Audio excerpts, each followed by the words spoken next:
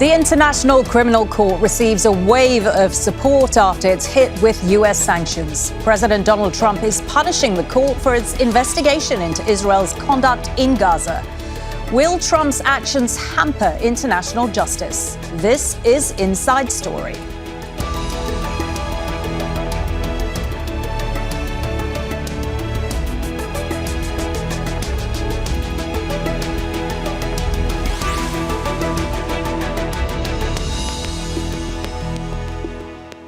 Hello and welcome to the programme. I'm Maleen, Saeed. The executive orders are still coming thick and fast. The latest, sanctions on the International Criminal Court.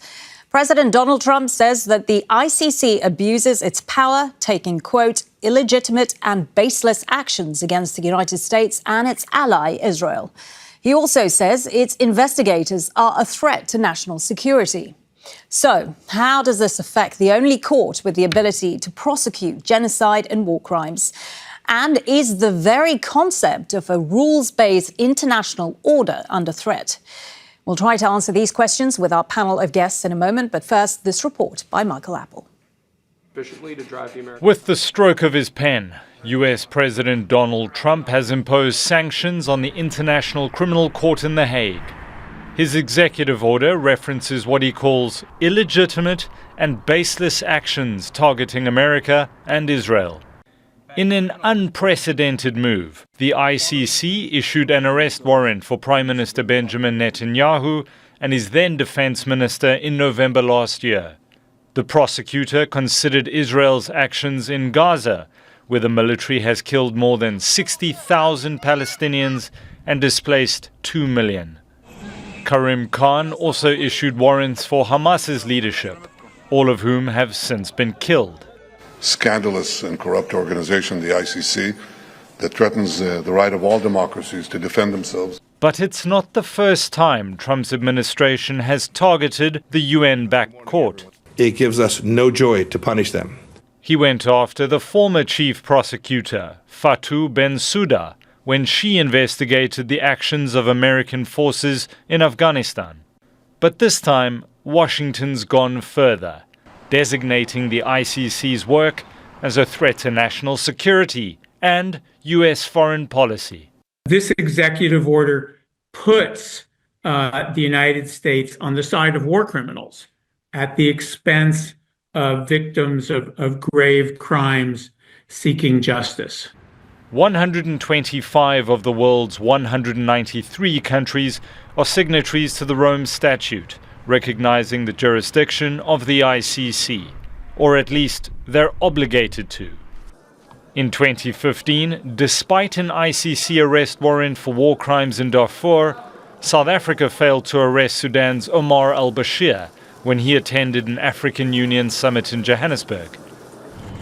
Similarly, Mongolia rolled out the red carpet for Russia's President Vladimir Putin last year, disregarding an ICC arrest warrant for war crimes in Ukraine. Both South Africa and Mongolia are among 79 nations who've pledged their unwavering support for the independence and integrity of the ICC in the wake of Trump's actions. It talks about not only sanctioning actual staff members of the ICC or prosecutors of the ICC, but also people who cooperate with the ICC in the investigation into Israeli officials. So, you're talking about human rights activists, victims. There's been widespread global condemnation of this perceived attack on the highest criminal court in the world. Experts warn Trump's America First agenda could shatter universal principles of accountability and equality before the law, with severe consequences for human rights to come. Michael Apple, Al Jazeera for Inside Story.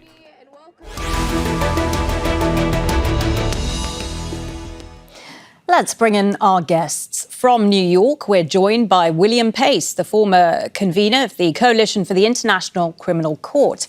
In Geneva is Kenneth Roth, visiting professor at Princeton School for Public and International Affairs and the former executive director of Human Rights Watch.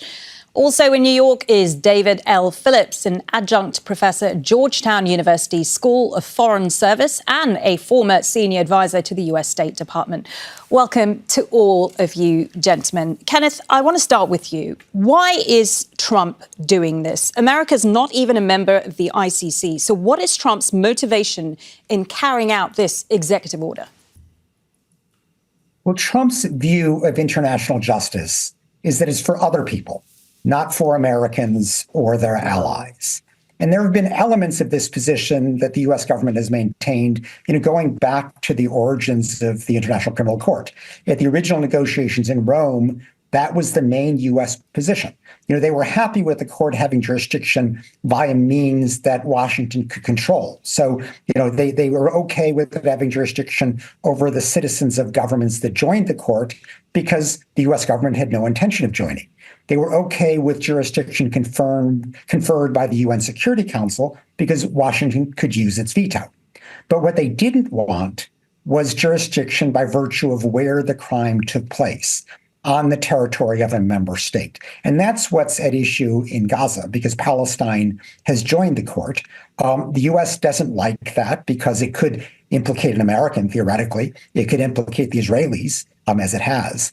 But this was a position that was rejected in Rome. The U.S. lost the vote by a count of 120-7. It wasn't even close. And the Biden administration actually abandoned that position when Putin was charged, because Russia never joined the court, but Putin was chargeable because his crimes were in Ukraine, which had conferred jurisdiction. So the U.S. government changed its position, said, okay, we can live with this territorial jurisdiction. But then Trump arrived. And he, talked about the possibility of an American being prosecuted, but that what he alluded to was an old investigation in Afghanistan where the current prosecutor made clear that it doesn't implicate Americans. But the real issue here is Israel. There's always been an Israel exception to U.S. foreign policy. And Trump was just unabashed about this. Because Netanyahu and Gallant were charged, he has declared war on the ICC. William, is Kenneth right here? Trump does have a precedence for targeting the ICC. He did it in his first term. He sanctioned Fatou Bensouda, who was then the ICC's chief prosecutor for alleged war crimes by U.S. armed forces in Afghanistan. But this time it does appear he's gone even a step further. Yes, I think what we're seeing now is an extraordinary misuse of executive authority by the Office of the President of the United States. In the previous sanctions, it was focusing on the prosecutor and the judges. This one now has gone way, way beyond that, to the point that banks servicing the court, the interpreters, people working on victims' issues, health people at the court, NGOs who have been human rights activists and supporting the court for the last 30 years, the treaty and the establishment of the court. So the scale, the breadth of this, and even beyond just this ICC, this executive decision is one that I think is hopefully going to be found illegal, unconstitutional, and I hope it will be able to be thwarted for the sake of the international community. Over 125 governments are in the court now. 75 of them within 48 hours came out with objections to this initiative.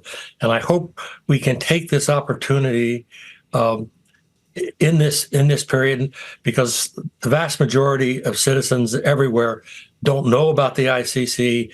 This isn't a top priority for them. So I think this is going to be an important opportunity to educate people about the extraordinary achievement that was the International Criminal Court Treaty in 1998 and its ratification in 2002.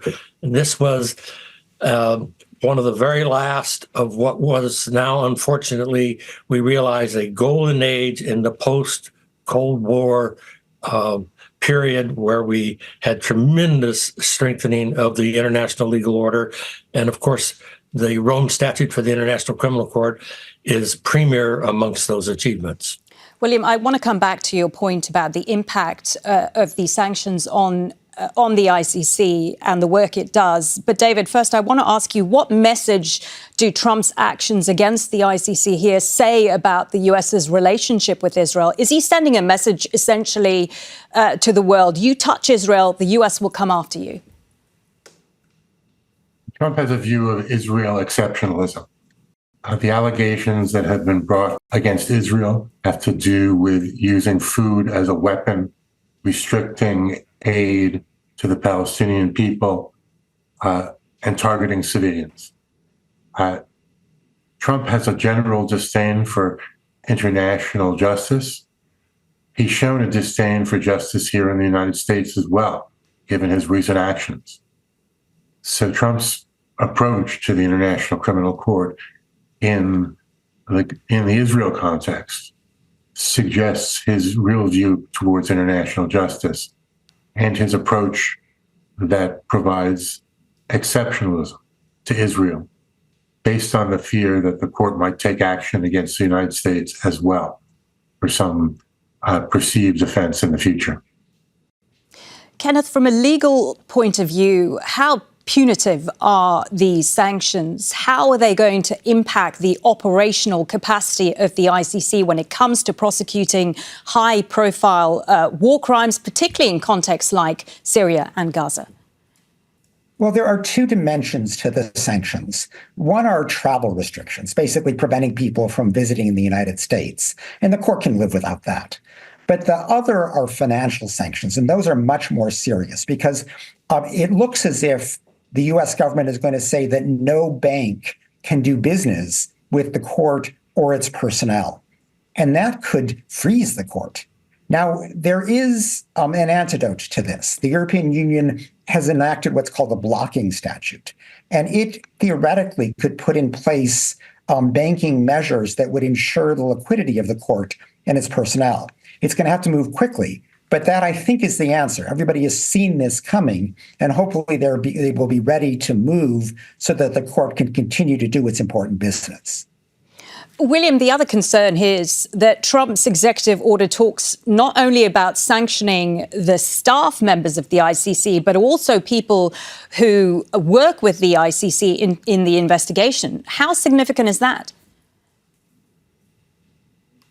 Well, I mean, I think there's a huge broad because it's not limited to those who are most responsible for conducting the trial and the enforcement of the Rome Statute. It is so broad that it concerns almost anyone who works at the court. It would concern possibly international human rights organizations that work on victims' issues, that have condemned crimes against humanity, genocide, and war crimes for many years. It is such a broad executive order that it could be very, very badly misused by the Trump administration. And I hope that the Senate, we're very pleased that the Senate refused to endorse the House bill, which was very similar to the president's executive order. But we will hope that the Senate might come back and say that the executive order goes too far, and we hope that the courts might do the same. William, can I also ask the impact of these sanctions on the staff? How demoralizing is it on the ICC staff, and how do you think it's going to impact their ability to do their jobs going forward?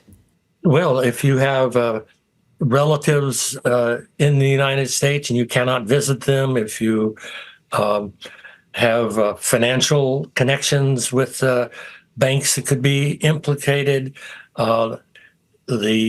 the fear now of the overreach of the Trump administration in the way they have taken over the Justice Department, are taking over the FBI, et cetera. I mean, I would think that many people will be very worried. I had to think yesterday should I do this type of an interview because of the danger of this new administration in the United States in repressing of civil liberties? I appreciate honesty on that. David, are there any international legal mechanisms that the ICC can use to challenge or counteract these US sanctions? And what is the likelihood of the ICC actually retaliating in this way?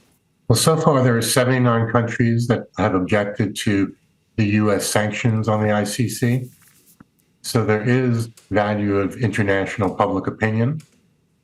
But what we've seen from Trump in the past is he has disregard for public opinion, both in the US and internationally.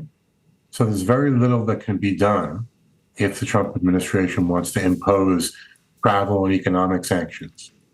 The international community needs to organize itself, needs to speak with one voice, expressing concern about this miscarriage of international justice. Only then is there hope of correcting this problem and getting the U.S. back in line with the international system. David, you talk there about speaking with one voice, but we know that not all countries have publicly condemned this move by Trump. Australia, the Czech Republic, Hungary, Italy, they've all not been signatories on a joint statement issued to condemn Trump's executive order. How significant is that? Very significant that these countries are refusing to align themselves with international outrage over this decision. It says something about U.S. power and influence. The court isn't just a legal body, it's a political body. And it wields enormous influence with countries, many of whom have business or interests in the United States. All the countries you just mentioned, for example. If the U.S. wants to wield its influence to suppress international justice, countries are going to have to make a decision on their own and in tandem. Is this a situation that they can tolerate? And if not, what can be done about it? Tyrants and dictators around the world are gleeful because the U.S. has broken trust with the ICC, sent a clear message that it won't abide by international norms when it comes to international justice. And this is a real risk for the ICC and the whole international order and system. David, what are the political repercussions to these sanctions when it comes to relationships between the United States and its traditional allies in Europe who have expressed support for the ICC? And many countries in Europe have expressed support.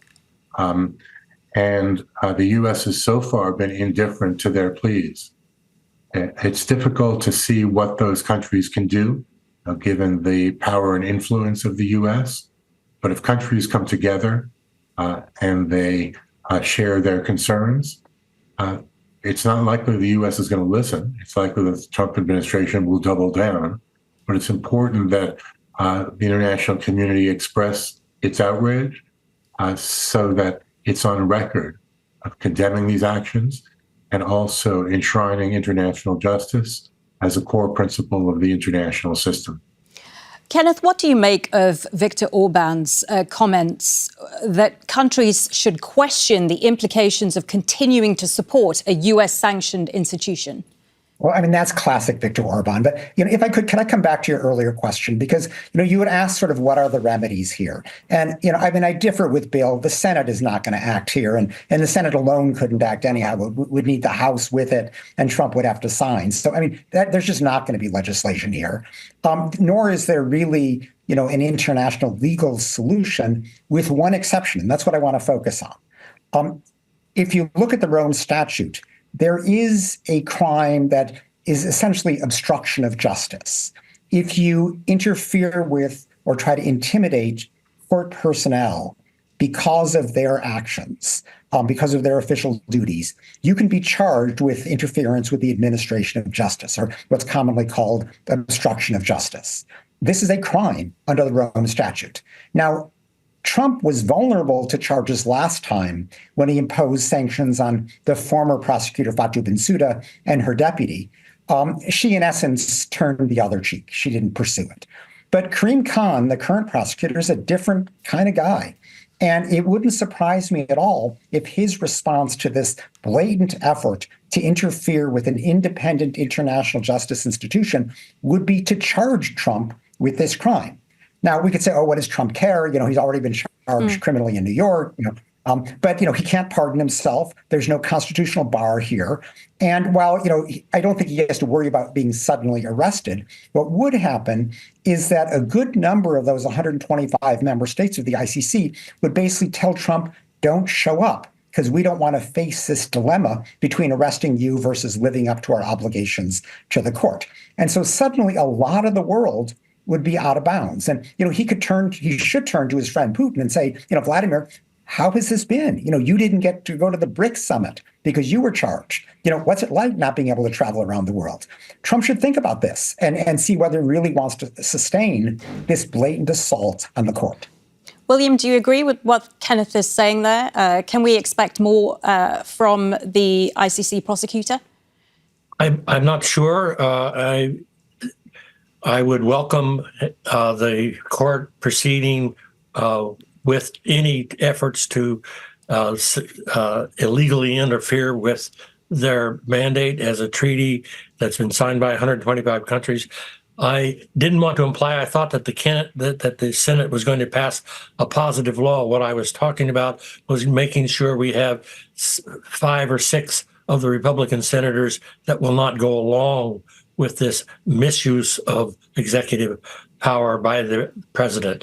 And I also really think that the efforts to try and continue to rally, that you had 75 governments within 48 hours sign letters and communication against the Trump executive order is extremely important.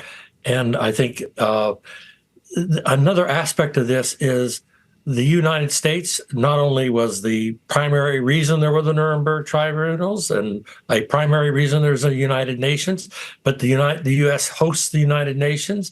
The prosecutor has to be able to come to testify before the Security Council once or twice a year. So there are a whole bunch of efforts by the Trump administration to take fundamental U.S.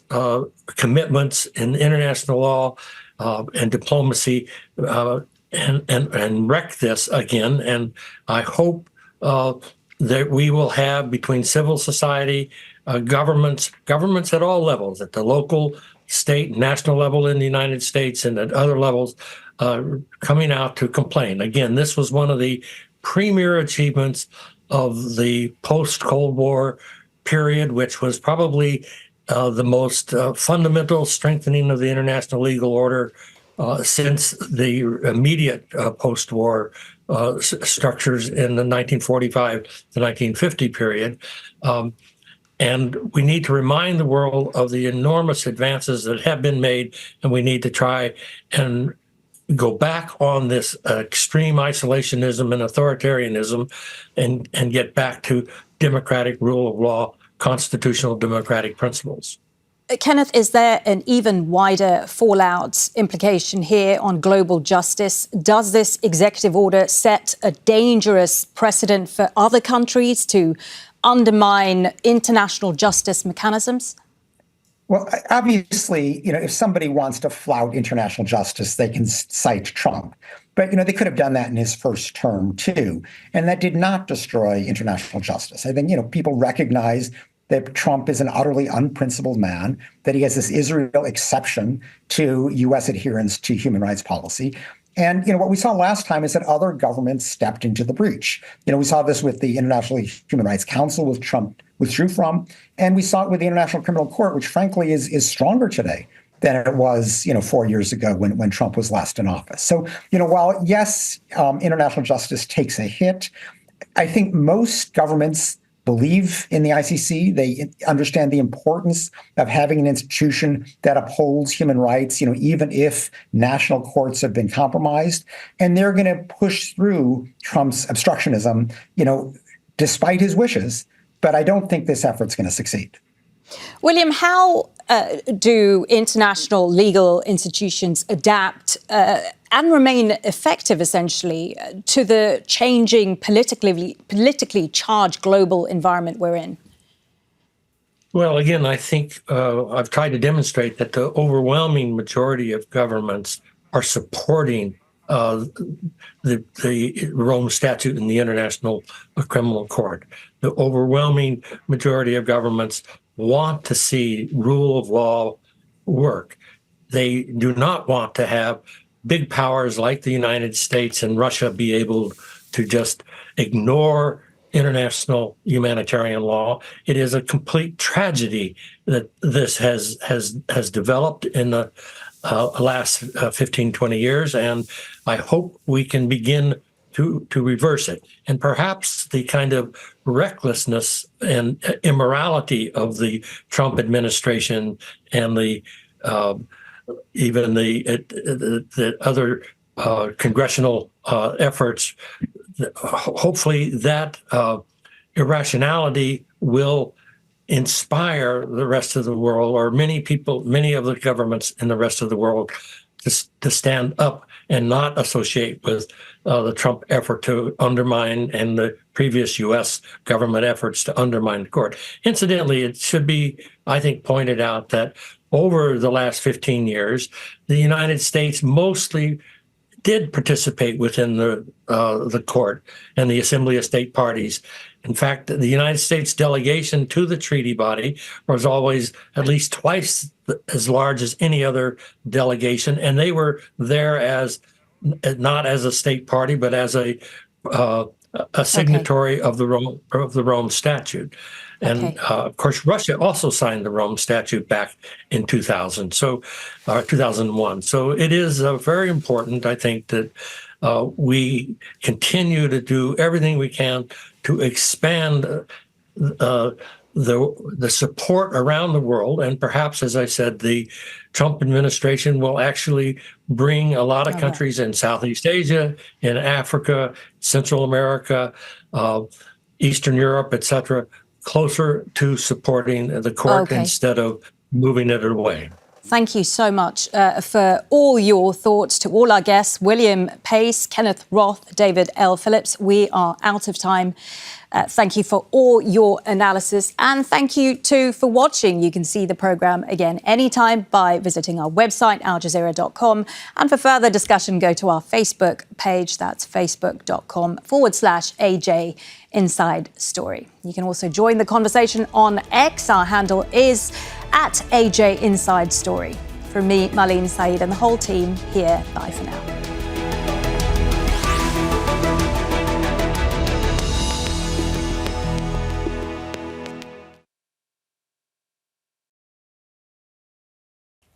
Make sure to subscribe to our channel to get the latest news from Al Jazeera.